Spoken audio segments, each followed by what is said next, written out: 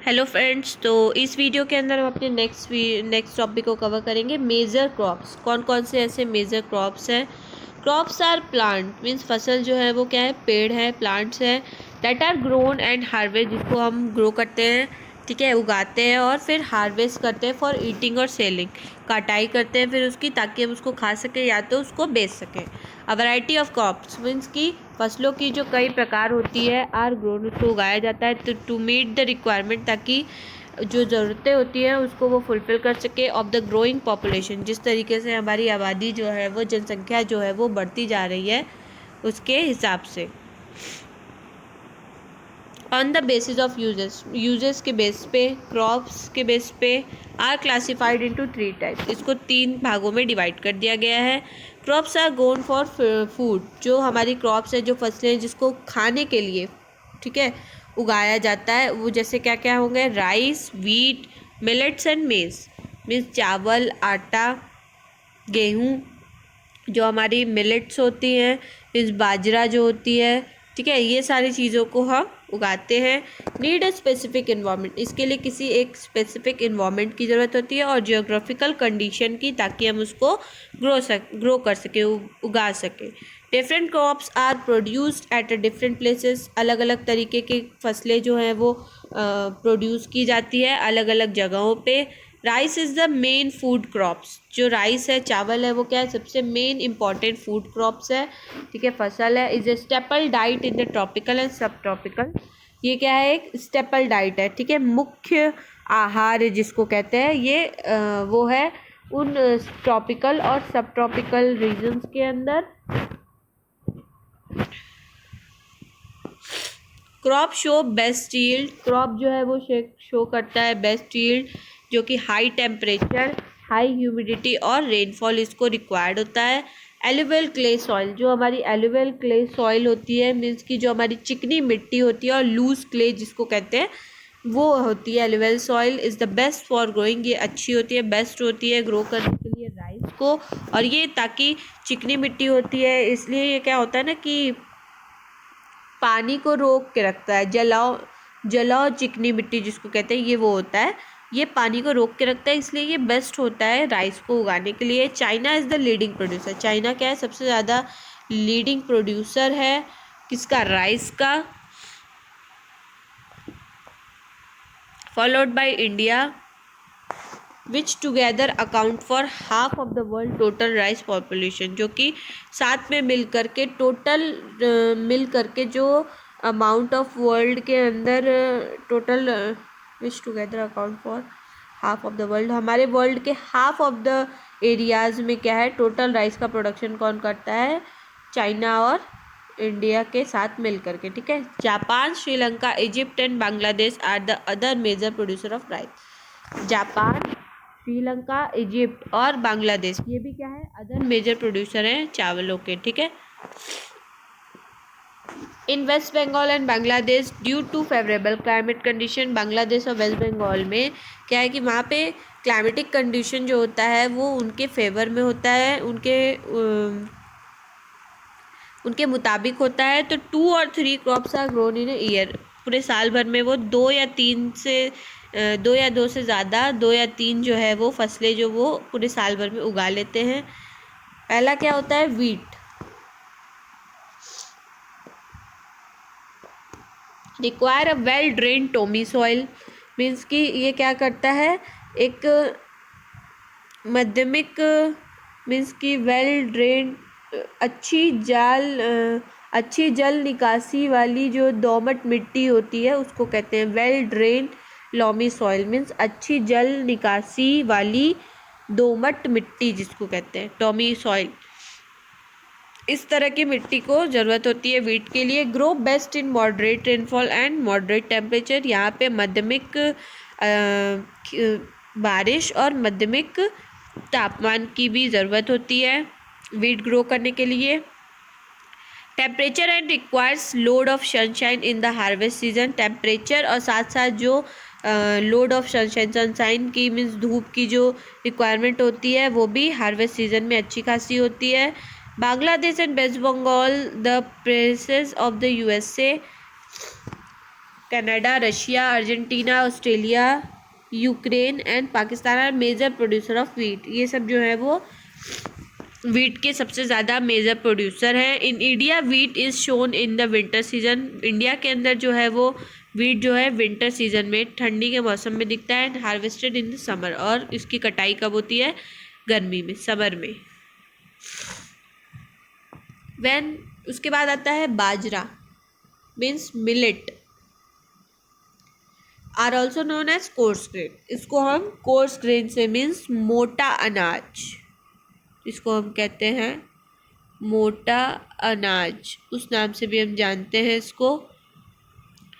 Grow well on soil of relatively low fertile, ये grow हो जाता है अच्छा से उस मिट्टी के अंदर जहाँ पे लो फर्टाइल और सैंडी सॉइल, मीन्स की बालुई मिट्टी जो होती है, या फिर उस जगह जहाँ पे कम फर्टिलिटी होती है, सॉइल की उपजाऊ शक्ति कम होती है, उस मिट्टी में भी ये उग जाता है। Require low to adequate rainfall, यहाँ पे कम या एडुकेट मीन्स की पर्याप्त वर्षा की ज़रूरत होती है। टेम्परेचर की भी, ranging from high to moderate, जहाँ पे ज़्यादा से नॉर्मल मॉडरेट रहे, ठीक है, टेम्परेचर हमारा। In India jowar, bajra and ragi are grown. India के अंदर जौवर, बाजरा और रागी तीनों जो है वो उगाया जाता है। Other major producer of millet, जो मिलेट के और भी प्रोड्यूसर्स होते हैं इन द वर्ल्ड के अंदर, चाइना, नाइगर और नाइगेरिया, ये तीनों जो है वो मिलेट जो है वो प्रोड्यूस करते हैं। फिर आता है मेज़, मीन्स मक्का, जिसको हम कहते हैं commonly referred to as a corn, भुट्टा जिसको आप जानते हो, कॉर्न वगैरह, ये इसको कॉमनली रिफर करता है कॉर्न को। Need well drain and fertile soil, यहाँ पे उपजाऊ वाली मिट्टी चाहती है और वेल ड्रेन चाहती है, ठीक है, अच्छी जल निकासी वाली, और फर्टाइल सॉइल चाहती है, मीन्स उपजाऊ मिट्टी चाहती है ताकि मेज़ को ग्रो किया जा सके। रिक्वायर मॉडरेट टेम्परेचर, यहाँ पे भी मॉडरेट सामान्य टेम्परेचर की ज़रूरत पड़ती है, सामान्य रेनफॉल की, पर्याप्त और एबेंडेंट ऑफ सनशाइन, मीन्स की अच्छा खासा धूप की भी ज़रूरत पड़ती है। द मेजर प्रोड्यूसर ऑफ मेज, मक्के का जो सबसे ज़्यादा प्रोड्यूसर है वो कौन है वर्ल्ड के अंदर? North America, Brazil, China, Russia, Mexico, India, Canada और साउथ अफ्रीका, ये सब क्या है? मेजर प्रोड्यूसर है हमारे मक्का के वर्ल्ड के अंदर। कौन कौन? North America, Brazil, China, Russia, Mexico, India और कनाडा और साउथ अफ्रीका। देन आता है बीवरेज क्रॉप्स, जो हमारी पीने वाली जो होती है क्रॉप्स वगैरह, जिनका हम फसल उगाते हैं, जैसे टी एंड कॉफ़ी, चाय और कॉफ़ी। तो पहले बात करते हैं टी के बारे में, चाय के बारे में। इज़ ग्रोन इन प्लांटेशन, इसको ग्रो किया जाता है प्लांटेशन में। Require a cool and humid climate, यहाँ पे ठंड और ह्यूमिड दोनों क्लाइमेट की ज़रूरत पड़ती है। To grow with well distributed high rainfall, जो कि उसको उगाया जा सके किसके साथ साथ? जब अच्छी खासी वेल डिस्ट्रीब्यूटेड हाई रेनफॉल, बारिश होती है through out of the year, पूरे साल भर में। And well drained loamy soil, और वहाँ पे क्या होता है कि अच्छी जल निकासी वाली जो लोमी ऑयल होती है, मीन्स की दोमट मिट्टी होती है, उसमें। Is grown on slopes to ensure that water does not clog, ये उन एरियाज़ में, उन स्लोप्स पे उगाया जाता है ताकि वो ये इंश्योर कर सके कि वो जो है हमारा वाटर जो है हमारा वो क्लॉग ना हो, ठीक है। Then China and India, Kenya, India में जो है चाइना, इंडिया और केन्या और Sri Lanka are known as the producer to finest tea in the world. सबसे ज़्यादा फाइनेस्ट टी प्रोड्यूसर जो है इंडिया वर्ल्ड के अंदर, वो कौन कौन है? चाइना, इंडिया, केन्या और Sri Lanka. Darjeeling tea is recognized by, Darjeeling का जो चाय होता है वो रिकॉग्नाइज किया जाता है कंज्यूमर के थ्रू पूरा ऑल ऑफ द वर्ल्ड के अंदर, फॉर इट्स यूनिक फ्लेवर, क्योंकि वहाँ का जो फ्लेवर होता है वो काफ़ी अलग होता है, यूनिक होता है, और इसकी क्वालिटी भी अच्छी होती है। Then next is our coffee. Grow well in well drained loamy soils and hilly slopes, इसको हम ग्रो करते हैं। वेल ड्रेन मीन्स जल निकासी। लोमी ऑयल, जो लोमी सॉइल होता है मीन्स कि जो हमारी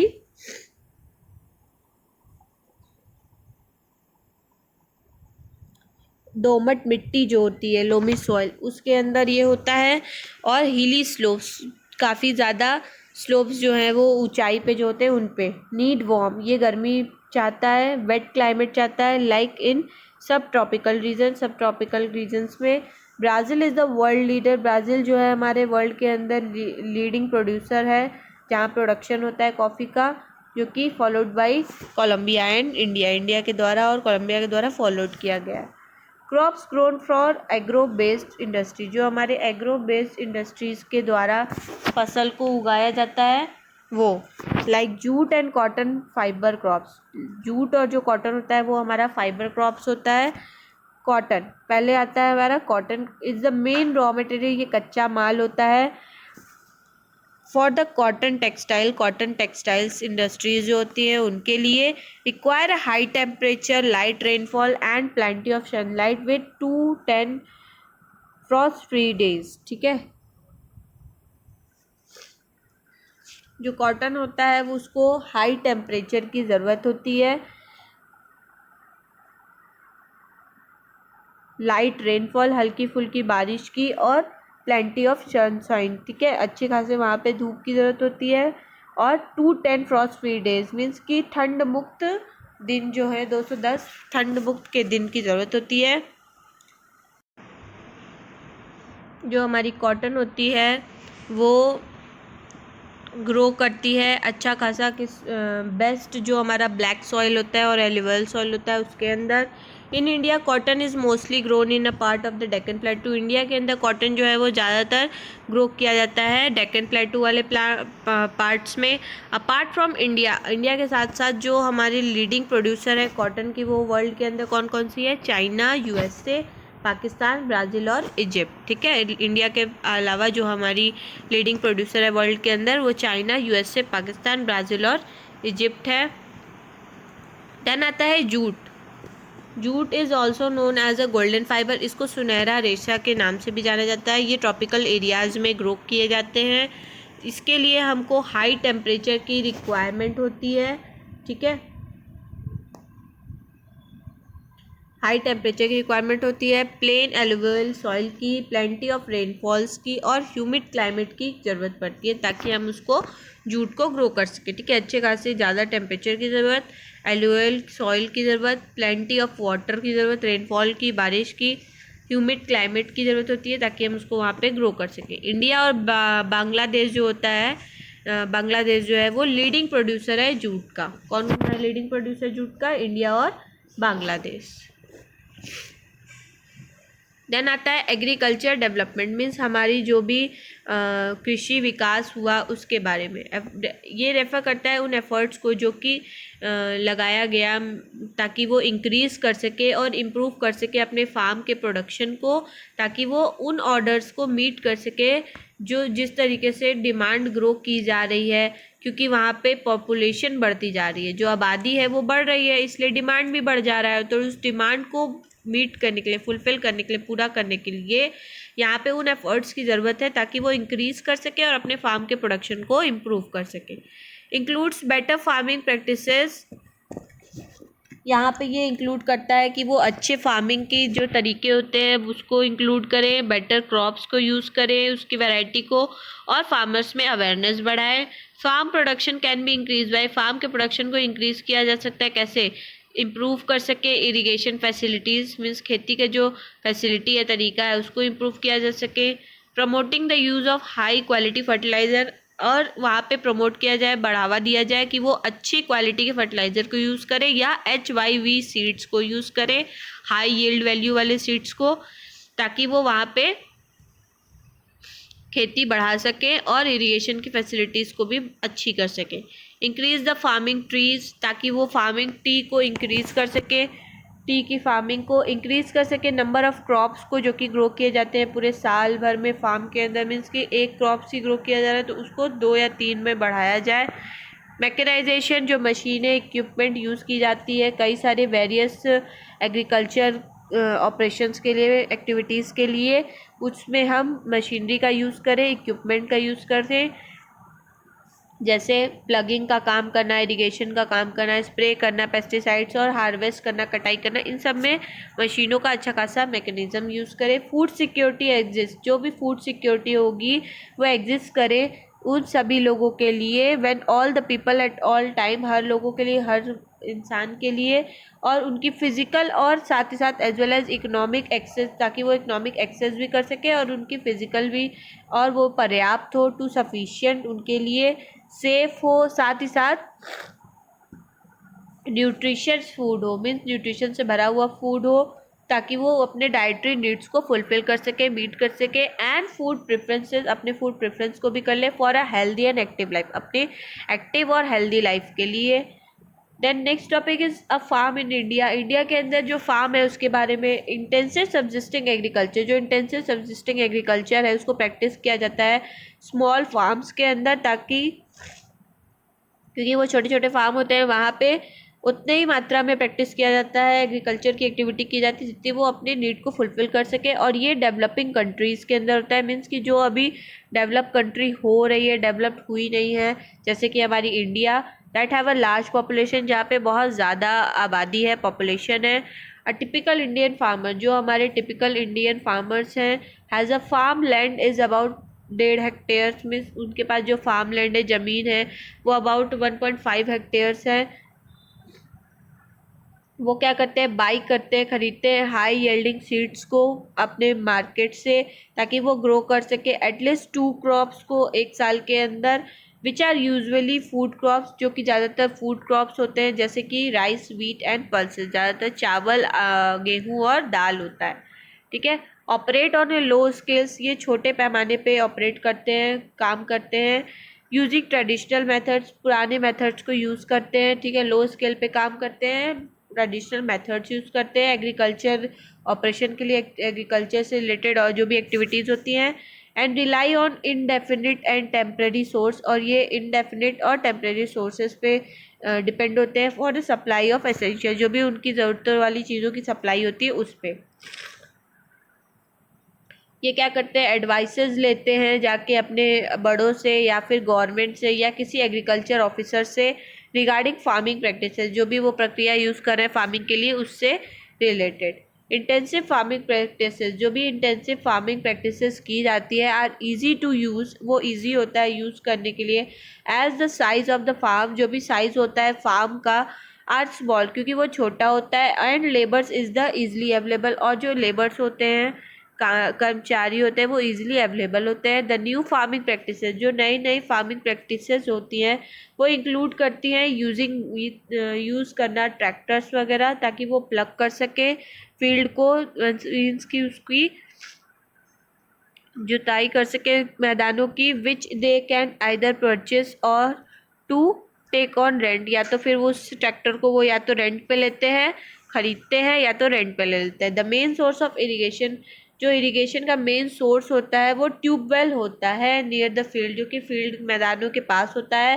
family members of the farmer, जो फैमिली फार्मर्स के खेत कृषि के जो फैमिली मेम्बर्स परिवार होते हैं वो उन्हें हेल्प करते हैं ताकि वो फार्मिंग की एक्टिविटीज़ को कर सके। Some farmer also rear livestocks, जो कुछ फार्मर्स ऐसे होते हैं जो पशुपालन करते हैं, जैसे कि बफेलो का देखभाल करना, मुर्गियाँ पालना, ताकि वो अपने मिल्क को सेल कर सके, एंड एग्स प्रोड्यूस, जो भी एग एनिमल, इस तरह के एनिमल जो एग प्रोड्यूस करते हैं उसको सेल कर सके at the nearest available cooperative source, जो उनके आसपास के कोऑपरेटिव सोर्स है, सहकारी भंडार है, वहाँ पे जाके वो उसको सेल कर सके।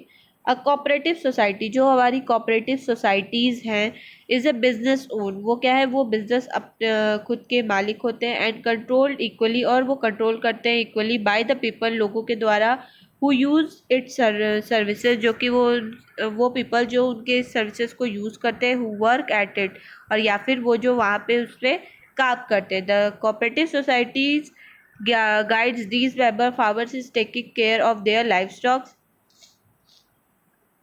कोऑपरेटिव सोसाइटी के जो भी मेंबर्स होते हैं, ठीक है, वो गाइड करते हैं इस तरह के मेंबर फार्मर्स को, जो फार्मर उनके मेंबर्स होते हैं वो उनको गाइड करते हैं ताकि वो अपने लाइफ स्टॉक्स को वहाँ पे उनका देखभाल कर सकें।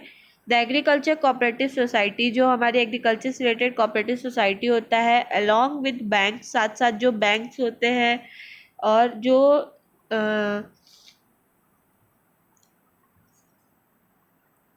जो पैसा देने वाले, उधार देने वाले शख्स होते हैं, उन वो भी साथ में वो फार्मर को क्या करते हैं, टू द फार्मर, कि वो बाई करें HYV सीड्स को और फार्मिंग करें, ठीक है।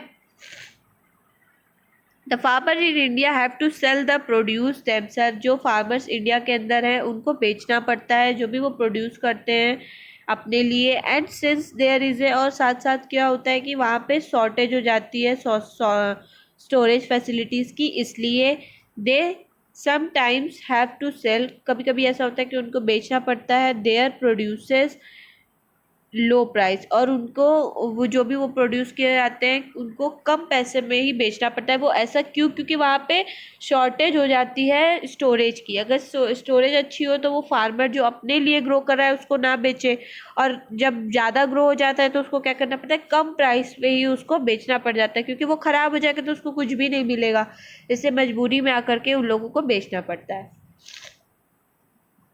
अब a farm in the USA, एक USA के अंदर जो हमारे फार्म्स होते हैं, ठीक है, उनके बारे में बात करते हैं। फार्मर्स इन डेवलप कंट्री, जो हमारी डेवलप कंट्रीज़ है, फार्मर्स वहाँ के जो हैं, लाइक द USA कनाडा और ऑस्ट्रेलिया, ये प्रैक्टिस करते हैं कमर्शियल एग्रीकल्चर, मीन्स व्यावसायिक के लिए,